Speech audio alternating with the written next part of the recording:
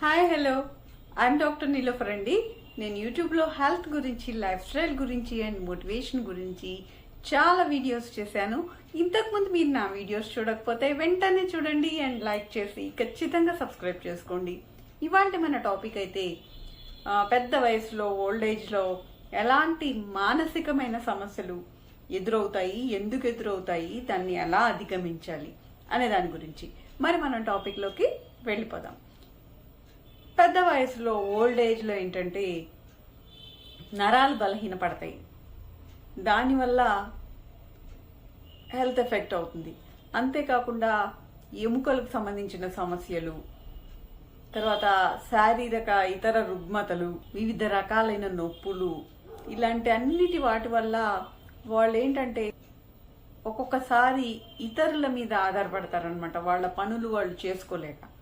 దానివల్ల వాళ్ళకి డిప్రెషను, సరైన హెల్ప్ అవసరమైనప్పుడు అందకపోవటము అనేది కనబడవచ్చు. ఒక్కొక్కసారి ఏంటంటే తమ దగ్గర వాళ్ళని కోల్పోవటము, భార్యాభర్త ఉన్నప్పుడు ఒకళ్ళని కోల్పోయారనుకోండి, కనీసం ఇద్దరు ఉంటే వాళ్ళు ఒకళ్ళకొకళ్ళు తోడుగా కొంత ధైర్యంగా ఉంటారు. అలా కాకుండా ఒకళ్ళని కోల్పోతే వాళ్ళకి చాలా డిప్రెషన్ అనేది వస్తుంది ఒంటరితనం వల్ల. పిల్లలు వేరే చోట ఉండటం కానీ, విదేశాల్లో ఉండటం కానీ, లేకపోతే సపరేట్ అయ్యి న్యూక్లియర్ ఫ్యామిలీస్ కదా ఇప్పుడు, దానివల్ల వాళ్ళు విడిపడి వేరేగా ఉండటం వల్ల కానీ వాళ్ళ పట్ల ఎక్కువ కేర్ తీసుకోవడానికి కుదరదు కదా వాళ్ళకి. అలాంటప్పుడు కూడా డిప్రెషన్ వస్తుంది. అంతేకాకుండా ఆ టైంకి వాళ్ళు రిటైర్ అవుతారు ఏదైనా ఉద్యోగం చేస్తుంటే. ఆ రిటైర్ అయ్యి ఒక్కొక్కసారి వాళ్ళకి వచ్చే డబ్బులు సరిపోక ఆర్థికంగా ఈ వాళ్ళకు వచ్చే జబ్బులకి వాటికి ఖర్చు పెట్టుకోవడానికి కానీ, దానికి డబ్బులు సరిపోక పిల్లల్ని అడగలేకపోవటము, ఒకవేళ అడిగినా కొంతమంది పిల్లలు వాళ్ళని నిర్లక్ష్యం చేయటము, ఇవ్వకపోవటము, ఇలాంటి సమస్యలు కూడా వాళ్ళని మానసికంగా కృంగదీస్తాయి. తర్వాత వాళ్ళలో జ్ఞాపక శక్తి కూడా క్షీణిస్తుంది. దానివల్ల కూడా కొన్ని సమస్యలు తలెత్తుతాయి. ఎక్కడికి వెళ్తున్నారో మర్చిపోవటము, లేకపోతే ఇంట్లోనే ఏదైనా పెట్టి మర్చిపోవటము, ఇది చాలా సివియర్గా జ్ఞాపక శక్తి ఒక్కొక్కసారి క్షీణిస్తుంది అనమాట. దాని మీద చాలా రకాలైన ప్రాబ్లమ్స్ తలెత్తుతాయి. అంతేకాకుండా వాళ్ళలో రిటైర్ అయ్యాక ఒక్కొక్కసారి కొంతమందిలో ఏంటంటే డిప్రెషన్ వస్తుంది. యాక్టివ్గా ఉండలేకపోతారు. తర్వాత వాళ్ళకి ఏ విషయం పట్ల ఆసక్తి అనేది తగ్గిపోతుంది. ఏముంది, లైఫ్ అయిపోయింది ఇంతేలే అని చెప్పి అలాగా అనుకుంటా ఉంటారు. ఇలాంటివన్నీ కూడా జరుగుతూ ఉంటాయి. అంతేకాకుండా ఒక్కొక్కసారి ఏంటంటే వాళ్ళకి ఇలాగ డిప్రెషను లేకపోతే మానసిక సమస్య ఉందని వాళ్ళు గుర్తించలేకపోతారనమాట. అలా గుర్తించక, లేకపోతే గుర్తించినా కూడా ట్రీట్మెంట్ తీసుకోకుండా ఉండటము, వీటన్నిటి వల్ల కూడా ఆ సమస్య అనేది ఎక్కువైపోతుంది, మానసిక సమస్య. ఒక్కొక్కసారి ఏమవుతుందంటే వాళ్ళు ఇంతకుముందు ఎదుర్కొన్న పరిస్థితులు, తర్వాత లైఫ్లో ఎదుర్కొన్న ఎదురు దెబ్బలు, వాళ్ళకి జీవితంలో ఎదురైన చేదు అనుభవాలు, ఇవన్నీ కూడా వాళ్ళకి గుర్తుకొచ్చి అప్పుడు కూడా వాళ్ళకి డిప్రెషన్ వస్తుంది. అది కూడా వాళ్ళ మీద ఇంపాక్ట్ చూపిస్తుంది అనమాట. మరి అంతేకాకుండా వాళ్ళతో పాటు ఉన్నవాళ్ళు ప్రతి క్షణం కూడా వాళ్ళకి వయసు పైబడిందని గుర్తు చేయడం వల్ల కూడా వాళ్ళ మానసిక స్థైర్యం దెబ్బతింటుంది అనమాట. ఇప్పుడు జనరల్గా పిల్లలు పెద్దవాళ్ళు అయ్యి తల్లిదండ్రులతో పాటు ఉన్నప్పుడు ఏదైనా విషయం వెళ్ళి చెప్పవదే, నీకు తెలియదులే, అలా చేయకూడదు, నేను వేరే రకంగా చేస్తాను అన్నట్టుగా ప్రవర్తిస్తున్నారు అనుకోండి, అప్పుడు కూడా వాళ్ళు కొంచెం హర్ట్ అవుతారనమాట. హర్ట్ అయ్యి వాళ్ళ మానసిక స్థైర్యం ఇదైపోతుంది. ఇప్పుడు నాకు ఇంపార్టెన్స్ లేదు, నేను రిటైర్ అయిపోయాను కాబట్టి నాకు ఇంపార్టెన్స్ ఇవ్వట్లేదు, అలాగా చాలా చాలా రకాలైన మానసిక సమస్యలు ఎదురవుతూ ఉంటాయి. అంతేకాకుండా ఒక్కొక్కసారి కొంతమంది భర్తలో, భార్యలో, ఇద్దరిలో ఎవరో ఒకళ్ళు మంచాన పట్టడం వల్ల వాళ్ళకి సేవ చేస్తూ బాగున్న వాళ్ళు అనమాట, వాళ్ళు డిప్రెషన్కి గురవ్వచ్చు. ఇలా జరిగింది ఏంటని చెప్పి ఇలాగా చేయాల్సి వస్తుంది, ఏంటి పరిస్థితి అని వాళ్ళకి కూడా వీళ్ళ వల్ల వాళ్ళకి డిప్రెషన్ రావచ్చు. కాబట్టి పెద్ద వయసులో డిప్రెషను, యాంగ్జైటీ, తర్వాత ఆల్జీమర్స్ వ్యాధి, డిమెన్షియా అనే వ్యాధి, కన్ఫ్యూజను, డిస్ఓరియంటేషను, ఇలాంటి సమస్యలన్నీ వస్తూ ఉంటాయన్నమాట. మానసిక సమస్యలు ముఖ్య కారణాలు ఏంటంటే శారీరక బలహీనత, ఆర్థికపరమైన సమస్యలు, తర్వాత ఆరోగ్యపరమైన సమస్యలు.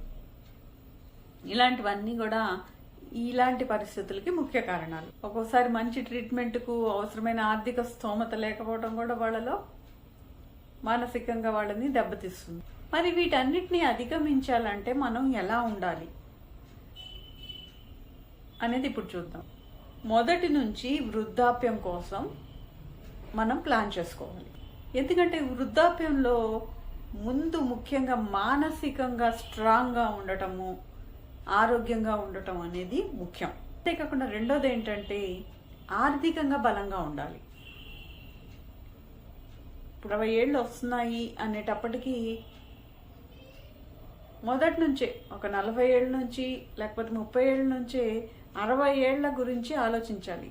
ఆలోచించి అప్పటి కోసం, వాళ్ళ కోసం అని, పిల్లల కోసమే కాకుండా వాళ్ళ కోసం అని సపరేట్గా ఆర్థికంగా కొంత రిటైర్మెంట్ ప్లాన్స్ లాంటివి సిద్ధం చేసుకొని ఉండాలి. అంతేకాకుండా సురక్షితంగా ఉండే చోట నివాసం అనేది ఏర్పరచుకోవాలి. అంటే వాళ్ళకి ట్రాన్స్పోర్ట్ దగ్గరలో ఉండేటట్లు, హాస్పిటల్స్ దగ్గరలో ఉండేటట్లు, ఎక్కడికైనా వెళ్ళాలంటే ట్రాన్స్పోర్ట్ అవైలబిలిటీలో ఉండేటట్లు చూసుకో. ఇంకోటి ఏంటంటే ఇరుగు పొరుగు కానీ, కుటుంబ సభ్యులు కానీ, ఫ్రెండ్స్ కానీ వీళ్ళందరూ చేరువలో ఉండేటట్లు, అందుబాటులో ఉండేటట్లు కూడా వాళ్ళు చూసుకోవాలి. అలా ఉంటే ఏంటంటే అవసరమైనప్పుడు వాళ్ళ సహాయ సహకారాలు అనేవి అందుతాయి. తర్వాత ఆరోగ్యం గురించి కూడా శ్రద్ధ తీసుకోవాలి. ఎలాగా వాళ్ళు పుష్టికరమైన ఆహారం తీసుకోవటము, ఇంతకుముందు తీసుకున్నట్టు నూనె వస్తువులు అన్నీ తినాలనుకోవటము, ఇవన్నీ మానేయాలన్నమాట. కొంతమంది ఎంత వయసు పైపడినా ఈ ఎక్కువగా పచ్చళ్ళు తింటము, ఇలాగా నూనె వస్తువులు తింటము, ఇవి మానేయాలన్నమాట. దానివల్ల ఒక్కోసారి వాళ్ళకి డయాబెటీస్ కానీ, బీపీ కానీ ఉంటే ఇవి ఎక్కువ అవటము, వాటి వల్ల సమస్యలు రావటము, ఇలాంటివి కూడా జరుగుతాయి కదా. అందుకని ఆరోగ్యకరమైన ఆహారము తీసుకోవాలి. ఈ స్మోకింగ్, ఆల్కహాల్ లాంటివి ఏమైనా ఉంటే మానేయాలి. ఇలాంటి జాగ్రత్తలు కూడా తీసుకోవాలి. తర్వాత ఎక్సర్సైజ్. ఈ ఎక్సర్సైజ్ ఏంటంటే పెద్ద వయసులో సింపుల్ వాకింగ్ లాంటిది చేయగలరు. అది కాకుండా స్ట్రెచ్చింగ్ ఎక్సర్సైజెస్ అని ఉంటాయి, అలాంటి వరకే చేయాలి. మరి హార్డ్ ఎక్సర్సైజెస్, బాగా కష్టపడి చేసే ఎక్సర్సైజెస్ అలాంటివి చేయకూడదు. వాళ్ళు సింపుల్ ఎక్సర్సైజెస్, సింపుల్ వాకింగ్, తర్వాత స్ట్రెచ్చింగ్ ఎక్సర్సైజెస్ వరకు చేసుకోవచ్చు. అవి రెగ్యులర్గా చేయాలి. తర్వాత సోషల్ కమ్యూనికేషన్స్ పెంచుకోవాలంటే ఇతరులతో ఇంటరాక్ట్ అవటము, ఏదైనా వాటిలో పార్టిసిపేట్ చేయటము, యాక్టివ్గా ఉండటం అనేది చూసుకోవాలి. అది కనీసం నడిచి తిరుగుతున్నంత కాలం అలాంటి పనులు చేయాలన్నమాట వాళ్ళు. సో ఇవన్నీ కూడా వాళ్ళకు వాళ్ళు ప్లాన్ చేసుకొని చెయ్యాలి. అన్ని రకాలుగా రేపు 60 ఏళ్ల వయసులో మనం ఎలా ఉండాలి, ఎలా ఉండగలుగుతాము, ఒకళ్ళ అవసరం ఎక్కువగా లేకుండా ఎలా మనల్ని మనం ఇంప్రూవ్ చేసుకోవాలి, ఎలా బ్రతకగలగాలి, లాస్ట్ వరకు కూడా ధైర్యంగా ఎలాగా మనం బ్రతకాలి అనేది వాళ్ళు మొదటి నుంచే ఆలోచించుకోవాలి. ఒక్కొక్కసారి ఫ్యామిలీలో బాగా పెద్దవాళ్ళు ఉంటారు, వాళ్ళ గురించి వాళ్ళ పిల్లలు ఆలోచించాలన్నమాట. వాళ్ళతో మనసు విప్పి మాట్లాడటము, వాళ్ళకి ఎలా ఉంది, వాళ్ళు ఎలా ఫీల్ అవుతున్నారు, వాళ్ళకి ఏం కావాలి అనేది వాళ్ళు కనుక్కుంటా ఉండాలి. అది వాళ్ళ కనీస బాధ్యత అనమాట. వాళ్ళకి మానసికంగా వాళ్ళు ఏదైనా డిప్రెషన్కి లోనవుతూ ఉంటే వాళ్ళకి సపోర్ట్ ఇవ్వాలి వాళ్ళు. ఎందుకంటే చిన్నప్పటి నుంచి వాళ్ళని ప్రాణానికి ప్రాణంగా పెంచుకుంటారు కదా తల్లిదండ్రులు. అలాంటి తల్లిదండ్రుల్ని ఆ టైంలో వాళ్ళు సపోర్ట్ చేయాలి. వాళ్ళు టాబ్లెట్స్ కరెక్ట్గా వేసుకుంటున్నారా, తింటున్నారా, వాళ్ళకి ఏదైనా తినటంలో సమస్యలు ఉన్నాయా, లేకపోతే స్నానం రోజు చేస్తున్నారా లేదా, బట్టలు మార్చుకోగలుగుతున్నారా, లేకపోతే వాళ్ళు తల దువ్వుకోగలుగుతున్నారా లేదా, వాళ్ళకి ఏది కష్టంగా ఉంది అనేది ఈ పిల్లలు అనేవాళ్ళు చూస్తూ ఉండాలి. ఆర్థికంగా వాళ్ళకి డబ్బులు సరిపోతున్నాయా లేదా, ఏదైనా సపోర్ట్ కావాలా, లేకపోతే మానసికంగా వాళ్ళు ఎలా ఉన్నారు, మానసికంగా వాళ్ళని ఎవరికైనా డాక్టర్కి చూపించాలా, లేకపోతే వాళ్ళతో మాట్లాడితే వాళ్ళు బాగా ఉండగలుగుతారా, ఇవన్నీ కూడా పిల్లలు అబ్జర్వ్ చేసుకోవాలి. అబ్జర్వ్ చేసుకొని తగిన సహాయ సహకారాలు అందించాలన్నమాట. ఎప్పుడు వాళ్ళు నడవలేని పరిస్థితుల్లో లేకపోతే మంచం మీద ఉన్నప్పుడు అలాంటప్పుడు అనమాట. ఒకవేళ తల్లిదండ్రులు బాగా నడుస్తా తిరుగుతా యాక్టివ్గా ఉన్నప్పుడు అంత ఇన్వాల్వ్ అవ్వాల్సిన పని లేదు పిల్లలు. కాకపోతే వాళ్ళకి ఏమైనా మానసిక సమస్యలు ఉంటే కనుక దాన్ని కరెక్ట్ చేయడానికి ప్రయత్నించవచ్చు. సో ఈ విధంగా ఈ పెద్ద వయసులో వచ్చే మానసిక సమస్యల్ని గుర్తించి ట్రీట్మెంట్ ఇప్పించడం కానీ, సెల్ఫ్ ట్రీట్మెంట్ తీసుకోగలిగిన స్టేజ్లో ఉంటే ఇలా చేస్తే ఓల్డ్ ఏజ్ హెల్త్ ప్రాబ్లమ్స్ని, మెంటల్ హెల్త్ ప్రాబ్లమ్స్ని, ఓల్డ్ ఏజ్ మెంటల్ హెల్త్ ప్రాబ్లమ్స్ని సక్సెస్ఫుల్గా ఎదుర్కోవచ్చు అనమాట. మరి అదండి ఈ టాపిక్ గురించి. మరి మీకు ఈ టాపిక్ నచ్చితే వెంటనే లైక్ చేసి షేర్ చేయండి. ఏమైనా డౌట్స్ ఉంటే కామెంట్ రూపంలో తెలియజేయండి. అండ్ సబ్స్క్రైబ్ చేసుకుని నోటిఫికేషన్ ఆన్ చేసుకుంటే ఇలాంటి మరిన్ని మంచి వీడియోస్ మీరు చూడగలుగుతారు. And thank you for watching. మరొక వీడియోలో మళ్ళీ కలుద్దాం.